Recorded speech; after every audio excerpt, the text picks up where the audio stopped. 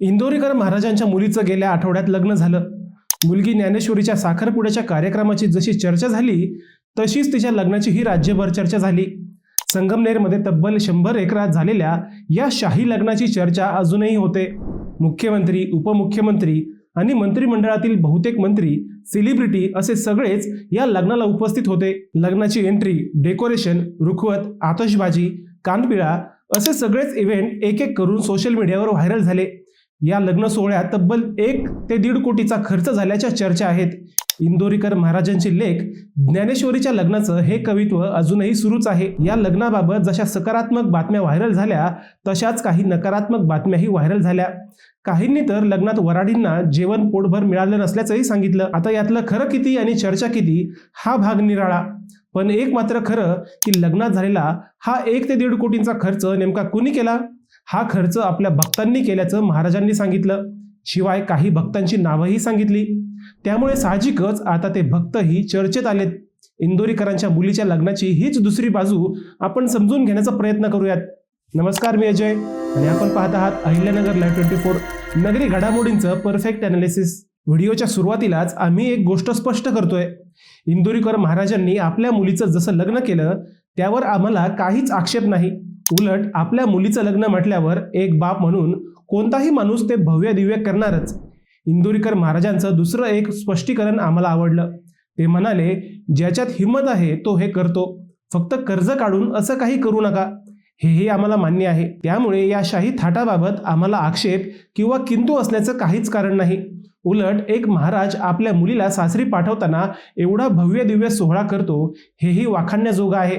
परंतु याच सोहळ्यानंतर काही चर्चा समोर आल्या आहेत, त्याच आपण पाहणार आहोत। प्रसिद्ध कीर्तनकार निवृत्ती महाराज देशमुख उर्फ इंदोरीकर महाराज यांची मुलगी ज्ञानेश्वरी हिचा विवाह गेल्या रविवारी संगमनेर येथे प्रसिद्ध उद्योगपती साहिल चिलप यांच्यासोबत थाटामाटात पार पडला।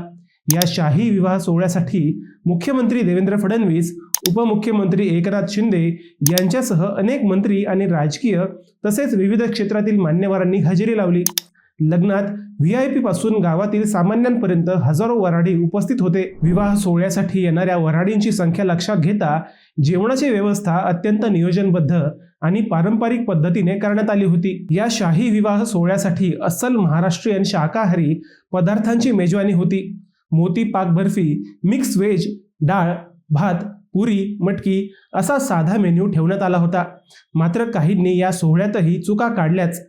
सोशल मीडियावर व्हायरल होत असलेल्या एका व्हिडिओमध्ये म्हटले आहे की लग्न अतिशय थाटामाटात पार पडले, मात्र जेवणाचं नियोजन अजिबात चांगलं नव्हतं।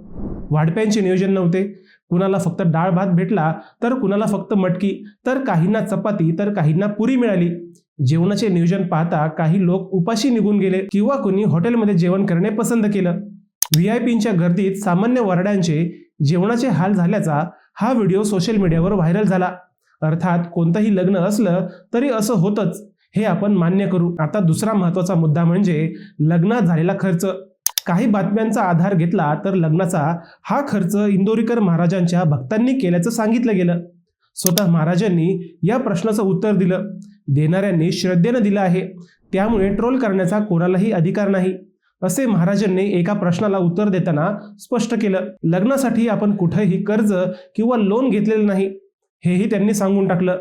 आपल्या मुलीच्या लग्नाचा 90% खर्च हा आपल्या भक्तांनी केला, असंही त्यांनी जाहीर केलं। काही मीडिया रिपोर्टनुसार या लग्नासाठी तब्बल 1 ते 1.5 कोटींपेक्षा जास्त खर्च झाला असावा। आता मुलीच्या लग्नाचा 90% खर्च कोणत्या भक्तांनी उचलला हेही महाराज नकळत सांगून बसले। लग्नातील 90% भार हा स्वदेश प्रॉपर्टीचे मालक बाळासाहेब देशमाने व उद्योजक रामहरी कातोरे यांनी उचलल्याचे सांगितले। त्यामुळे साहजिकच या 2 उद्योजकांची चर्चा सुरू झाली। आता जे झालं ते झालं, परंतु इंदोरीकर महाराजांच्या मुलीच्या लग्नानंतर मात्र शाही खर्च करणारे उद्योजक, नकारात्मक चर्चा आणि ट्रोलिंग मात्र सुरू झाली आहे। मित्रांनो, तुम्हाला या लग्नाबद्दल काय वाटतं हे आम्हाला कमेंट करून नक्की कळवा।